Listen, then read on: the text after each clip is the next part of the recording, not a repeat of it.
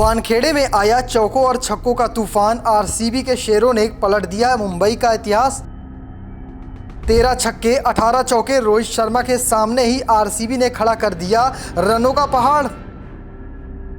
हार्दिक की पारी फिर हो गई बेकार। आखिरी ओवर में कुणाल पांड्या ने कर दिया कमाल।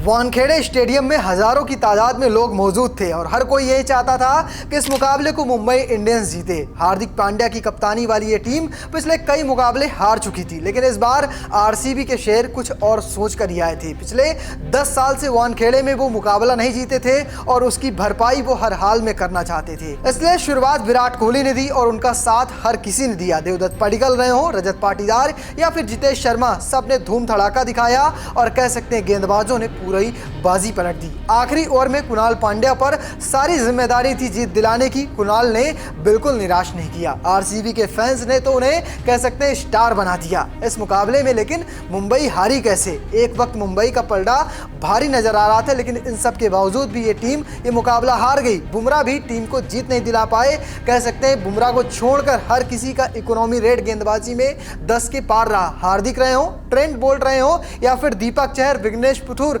कोई भी टीम के काम नहीं आया। विल जैक्स भी एक और गेंदबाजी करने आए, उनकी भी जमकर पिटाई हुई और उसके बाद फिर से रोहित शर्मा का बल्ला फ्लॉप रहा। एक बड़ा स्कोर बनाना था लेकिन रोहित शर्मा टिक कर खेल नहीं सके और मुंबई को एक और करारी शिकस्त का सामना करना पड़ा। तो चलिए आपको इस वीडियो में दिखाता हूं किस तरह से मुंबई को आरसीबी ने मात दी है। टॉस हारकर पहले बल्लेबाजी करने उतरी आरसीबी की शुरुआत अच्छी नहीं हुई। ट्रेंट बोल्ट ने पहले ही ओवर में फिल सॉल्ट को बोल्ड किया। इसके बाद विराट कोहली और देवदत्त पडिक्कल ने मोर्चा संभाला। दोनों के बीच 52 गेंदों पर 51 रनों की विशाल साझेदारी हुई। पडिक्कल 2 चौके और 3 छक्के की मदद से 37 रन बनाने में कामयाब हुए। इसके बाद किंग कोहली को रजत पाटीदार का साथ मिला। दोनों ने 48 रनों की पार्टनरशिप की, लेकिन तभी 15वें ओवर में किंग कोहली 67 रन बनाकर आउट हो गए। कप्तान पाटीदार का बल्ला जमकर गरजा। उन्होंने 5 चौके और 4 छक्कों की सहायता से 64 रन बनाए। लियाम लिविंगस्टन खाता भी नहीं खोल पाए। Jitesh Sharma 40, Tim David 1 run बनाकर नाबाद रहे। कुछ इस तरह से आरसीबी की टीम ने 5 विकेट खोकर 221 रन बनाए। अब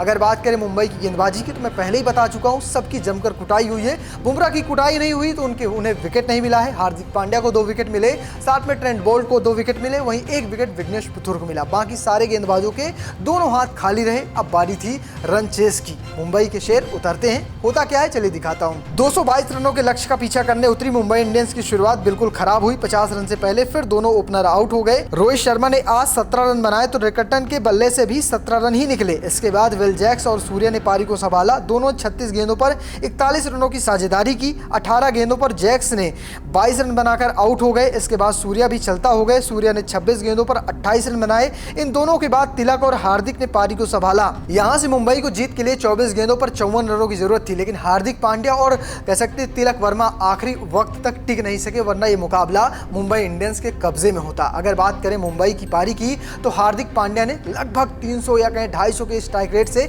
45 रन बनाए, वहीं 56 रन बनाकर तिलक वर्मा भी आउट हुए। आखिरी ओवर में सेंटर छक्का लगाने के प्रयास में आउट हो गए। दीपक चहर आउट हो गए। नमन धीर को काफी गेंदें नहीं मिली और वो भी चलता हो गया। इस मुकाबले में कह सकते मुंबई को 12 रनों से हार का सामना करना पड़ा। आखिरी ओवर करने आए थे कुणाल पांड्या। सब पर यही लग रहा था कि इस ओवर में बड़े बड़े छक्के लग सकते हैं, लेकिन कुणाल ने आखिरी ओवर में 3 विकेट चटकाए। कुल 4 विकेट लेकर कह सकते हैं आरसीबी को चैंपियन बना दिया। शुरुआत में बल्लेबाजों ने खूब रन कूटे थे, लेकिन गेंदबाजों ने भी अच्छा दमखम दिखाया। जॉस हेजलवुड ने वापसी की, कह सकते हैं आउट किया हार्दिक पांड्या को। भुवनेश्वर में आउट किया तिलक वर्मा को। तो कुछ इस तरह से ये गेम चलता रहा और इस मुकाबले में आरसीबी को जीत मिली है। अगर बात करें आईपीएल पॉइंट्स टेबल की, तो मुंबई इंडियंस इस हार के बावजूद भी 8वें स्थान पर मौजूद है। 5 मुकाबले खेल डाले हैं, सिर्फ 1 मुकाबले में जीत मिली है। 4 मुकाबलों में हार का सामना करना पड़ा है। वहीं अगर बात करें आरसीबी की, तो आरसीबी की इस मुकाबले में जीत के साथ कह सकते हैं 4 मुकाबलों में तीसरी जीत है। 6 पॉइंट है। रन रेट थोड़ा सा कम होने की वजह से वो तीसरे पायदान पर मौजूद है। उनसे आगे दिल्ली की टीम है और गुजरात की टीम है। तो कुछ इस तरह से ये मुकाबला खत्म हुआ है। अब बात करें इन दोनों टीमों के अगले मुकाबलों की, तो कह सकते हैं आरसीबी का अगला मुकाबला दिल्ली से है। वहीं अगर बात करें मुंबई का, तो मुंबई का भी अगला मुकाबला दिल्ली से 7 दिन बाद यानी 13 अप्रैल को अब मुंबई इंडियंस अगला मुकाबला खेलेगी। बीच में 7 दिनों का गैप है। उम्मीद करेंगे कि मुंबई इंडियंस इस गैप का फायदा उठाएगी और थोड़ा सा विचार विमर्श करेगी। लेकिन आज के हार के कसूरवारों की बात करें तो पहले तो गेंदबाजी रही। दीपक चाह, ट्रेंट बोल्ट जो शुरुआती ओवर के स्पेशलिस्ट माने जाते हैं, इस पर जमकर कुटाई होती है। विराट कोहली और देवदत्त पडिक्कल इनकी कह सकते हैं खटिया खड़ी कर देते हैं और उसके बाद बाकी सभी गेंदबाजों की जमकर कुटाई होती रहती है। बुमराह कह सकते हैं इफेक्टिव तो रहते हैं लेकिन विकेट नहीं मिलते हैं और कुछ इस तरह से 221 रन बनते हैं। ये पहले तो यही सबसे बुरा हाल था, हार यहीं से निश्चित हो गई थी क्योंकि अभी तक इतना बड़ा लक्ष्य वानखेड़े में कभी चेज नहीं हुआ था। उसके बाद शुरुआती बल्लेबाज रोहित शर्मा एक बार फिर से फ्लॉप होते हैं। 50 रन से पहले दोनों ही ओपनर आउट हो जाते हैं। विल जैक्स का बल्ला नहीं चढ़ता। सूर्या बीच में बहुत स्लो होते हैं, 2 से 3 कैच छूटते हैं। इन सब के बावजूद भी पारी को एक्सेलरेट नहीं कर पाते हैं और कह सकते हैं जब दोनों के बीच लंबी पार्टनरशिप हुई तो वो कह सकते हैं बहुत सारा गेंदें डॉट हुई थी। इस वजह से मुंबई इंडियंस पर आखिरी में दबाव बना, लेकिन हार्दिक पांड्या, तिलक वर्मा ने जरूर पारी को संभाला। आखिर में नमन धीर मैच को फिनिश नहीं कर पाए। फिलहाल आप किसे मानते हैं हार का कसूरवार? कमेंट बॉक्स में लिखिएगा और पेज को फॉलो करना, चैनल को सब्सक्राइब करना बिल्कुल मत भूलिएगा। धन्यवाद।